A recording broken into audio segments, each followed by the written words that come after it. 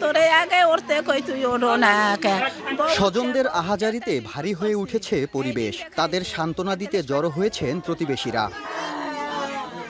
সোমবার বিকেলে বঙ্গোপসাগরে মাছ শিকারে গিয়ে বৈরী আবহাওয়ার কবলে পড়ে ডুবে যায় এফবি বরকত নামের একটি মাছ ধরার ট্রলার। নিখোঁজ হন বরগুনার পাথরঘাটা উপজেলার 5 জেলে। এরপর থেকে তাদের পরিবারে চলছে আহাজারি। এদিকে নিখোঁজ জেলেদের মরদেহ উদ্ধার হয়েছে এমন গুজব ছড়িয়ে পড়লে তাদের বাড়িতে খনন করা হয় কবর। সম্পন্ন করা হয়েছে দাফনের সব প্রক্রিয়া। একটা ডেপায় বোট আর কি কাজ করে ফেলাইছে। ব্রিজের মধ্যে 2 জন বাইরে যেতে পারছে, আর 5 জন লোক বাইরে যেতে পারে না।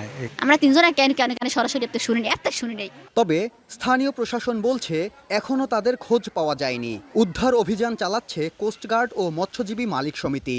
সরজমিনে গিয়েছিলাম আমরাও আমাদের এই বাদুরতলা এলাকায়। তো এখনো লাশ আমরা হাতে পাইনি, আমাদের কাছে এসে পৌঁছায়নি। শুধু শোনাই যাচ্ছে যে উদ্ধার হয়েছে, লাশ আসতেছে। গত 21 আগস্ট সকালে পাথরঘাটা মৎস্য অবতরণ কেন্দ্র থেকে 13 জেলে নিয়ে সমুদ্রে মাছ শিকারে যায় এফবি বরকত নামের একটি ট্রলার। সোমবার সাগরে ডুবে গেলে ট্রলারে থাকা 13 জেলের মধ্যে 8 জনকে জীবিত উদ্ধার করেন পাশের কয়েকটি ট্রলারে থাকা জেলেরা। সাইফুল মিরাজ, সময় সংবাদ, বরগুনা।